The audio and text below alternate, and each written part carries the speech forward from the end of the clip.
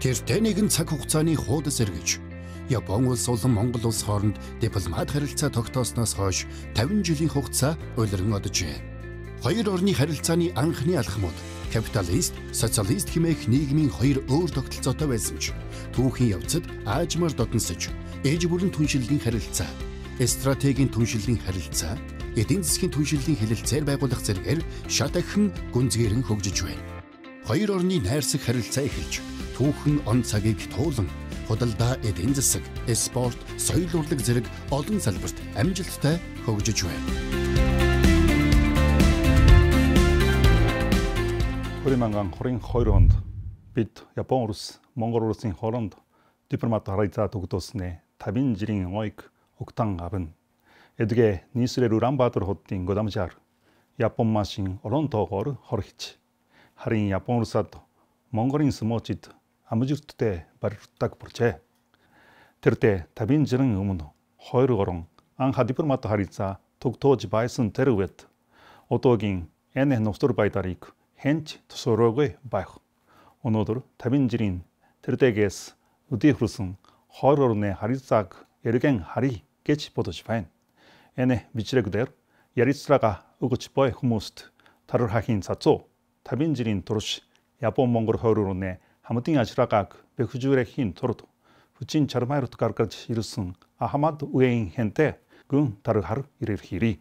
Бид өнөөдөр хөгжиж ирсэн 2 улсын найрамдарт харилцаанд торгуурлан төвхт 50 жилийн огоор 2 орны ирээдүйг тусууран харж хүүхэд зарожуудын найрамдар сурицооны жир бүргохоор шийдсэн юм. Энэхүү тэмдэгэрт оин жирд 2 тараас олон арга хэмжээг хамтран зөвхөн байгуулахаар бэрдэж байна. Эдгээр арга хэмжээнд та бүхнийг идэвхтэй оролцсон хэмээн найдаж байна. 1972 онд Япон улс болон Монгол улсын хооронд дипломат харилцаа тогтоожээ. Тухайн оны 2 дугаар сарын 24-ний өдрийн 11 цагт Москва хот дахь Япон улсын элчин сайдын яванд бүгд найрамдах Монгол ард улсын онц бөгөөд бүрэн эрхт элчин сайд ноён Ловсон чултам, Япон улсын онц бөгөөд бүрэн эрхт элчин сайд ноён Нисеки Кинянар, Япон улс бүгд найрамдах Монгол ард улсын хооронд дипломат харилцаа тогтоосныг нотлох ноот бичгийг солилцжээ. Япон улсын хувьд Азийн бүс нутагт хамт оршин тогтнох Монгол хэмээх урт түүхтэй, нүүдлийн өвөрмөц соёлтой, их газрын үдсэглэмт байгаль, эрсдэс уур амьсгалтай улсад анхаарлаа хандуулж, бодлогоо чиглүүлсээр ирсэн билээ. Манай гадаад харилцааны өөрчлөлт, өөрөөр хэлбэл одоо барууны орнуудтай харилцах харилцаанд бол эргэлт бол хаанаас эхэлсэн бөхлөөр Японоос эхэлсэн. 1990 онд манай улсын засгийн газрын төлөөлөгчийн ерөнхий сайдыг Япон улсад айлчлаач гэсэн урилга бол Японы талаас ирсэн. За энэ бол хамгийн анх удаа манай улсын засгийн тэргүүн барууны оронд хийсэн анхны айлчлал, албан ёсны айлчлал болсон юм байна. Ерөнхий сайд Кайфугаатай яриа хэлцээ хийгээд тэгээд би ер нь бодсон. За анхны уулзалт, анхны яриа. Тэгтээ бидэнд бол хамгийн гол нь ерөөсөө харилцсан одоо итгэлцлийг бий болгох, элен талангуй ярьж харилцах, найрсаг харилцаатай байх, тийм л хүсэл эрмэлзэлтэй гэдгийг л бид илэрхийлэх зүйтэй юм байна гэж. Далайд гарцгүй 2 том хөрштэй Монгол улсын 3 дахь хөршийг эрэлхийлэх эрмэлзэлд Япон улсын элгэмсэг хандлага чухал нөлөө үзүүлсэн байдаг. Өндөр хөгжилтэй гэгдэх орнуудаас хамгийн түрүүнд Япон улсын ерөнхий сайд ноён Кайфу Тошики 1991 оны 8 дугаар сард Монгол улсад албан ёсны айлчлал хийсэн нь үүнийг илэрхийлнэ.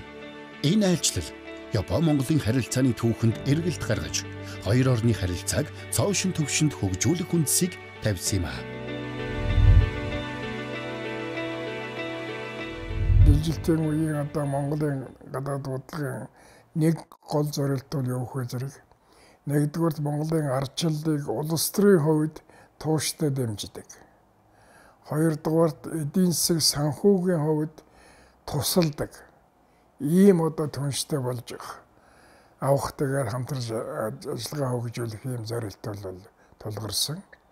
За энэ дээрээ бол Япон улсыг тийм түншийн нэг вэ чадах орон гэж Монгол улс сонгосон.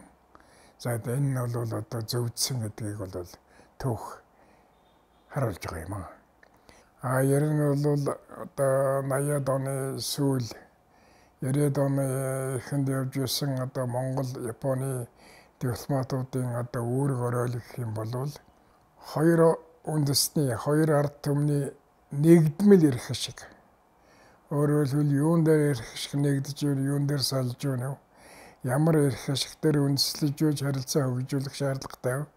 Тэрэнд ямар боломжууд байна уу гэдгийг олж харах, харилцан ойлголцох, тэгээд итгэмжлсэн харилцаа тогтоож хамтарч ажиллаад хэрэгжүүлэх.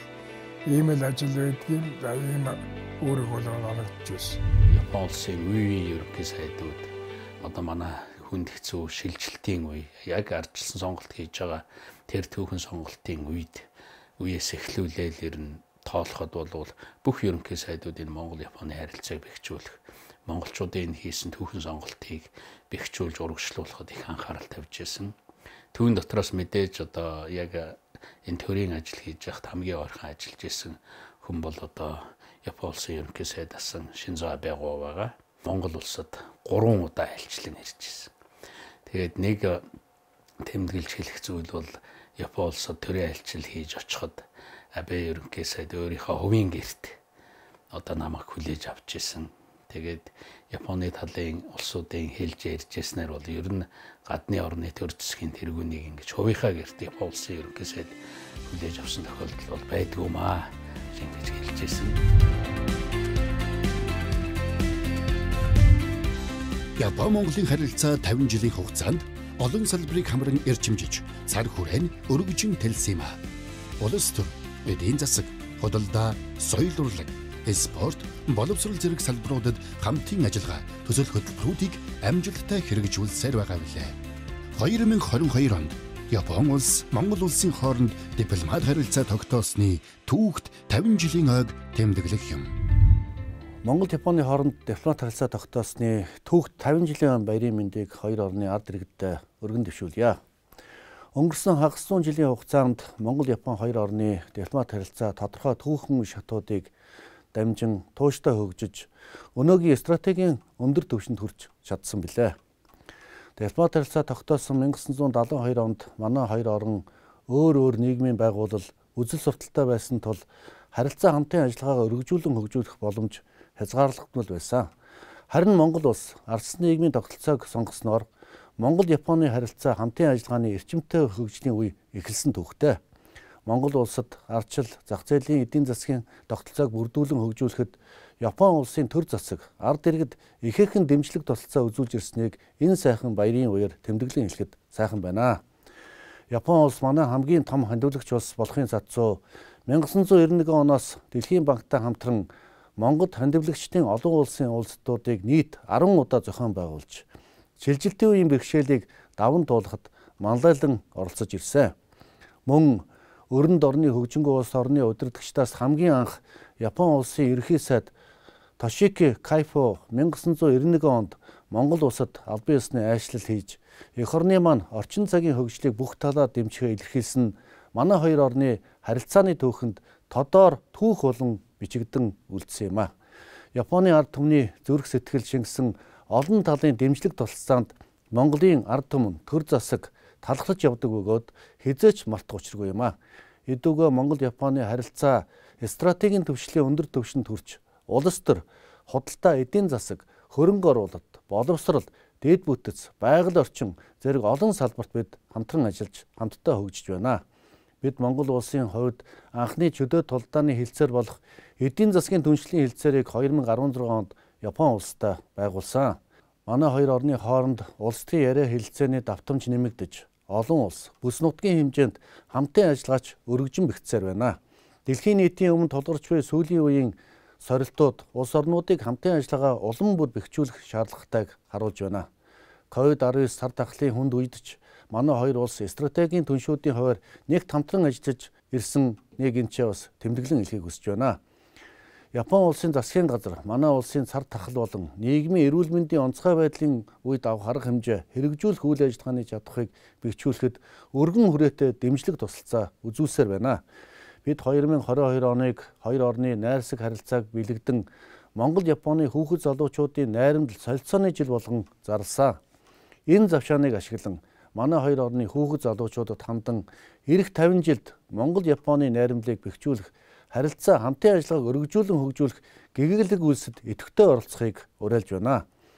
Бид Монгол улс, Япон улсын хооронд тогтоосон дипломат харилцааны түүх 50 жилийн ойг тохиолдуулан 2022 оныг Монгол-Япон хоёр улс эх 50 жилд харилцан ашигтай хамтын ажиллагааг хөгжүүлж, Монгол-Японы тогтвортой хөгжилд төдийгүй бүс нутгийн хөгжил цэцгэлд хамтдаа хов нэмэр оруулна гэдэгт бат итгэлтэй байна.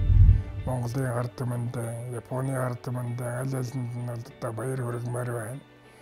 Энэ одоо явж ирсэн одоо сайн харилцаагаа нандинам тордож, улам өргөжүүлж, гүнзгийрүүлж явж байх ийм ерөөлийг бол талбия гэж бодож байна. 50 жилийн ойг тохиолдуулаад нийгэмлэгүүд элчин сайдын яамны дүүдэд одоо шин сэтгэлийн баяр хүргээд ялангуяа хоёр улсын одоо найрсаг харилцаа хамтын ажиллагаа хөгжүүлэхэд улам их амжилт олохыг хүсэж өрөөж байна.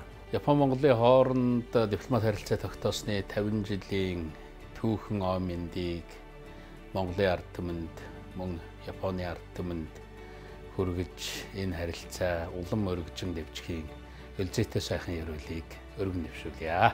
Ирж буй он жилүүдэд манай хоёр орны хооронд хөгжүүлсэн хамтын ажиллагааны ололт амжилтаа улам баттгаж, ард түмний найрамдал нөхөрлөл, улам бэхжийн ерөөлийг өргөн дэвшүүлэн элэгсэг дотн харилцаатай Японы ард түмэнд Монголын ард түмний нэрийн өмнөөс чин сэтгэлийн талархал хэлж хөгжил дэвшил сайн сайхан бүхнийг хүсэн өрөөё. Япон Монгол хоёр орны ард түмэн Яранкоя хүүхэд залуучууд маань ирээдүйн харилцаагаа урам бүр өргөжүүлэн гүнзгийрүүрээсээ хэмээн хүсэж байна.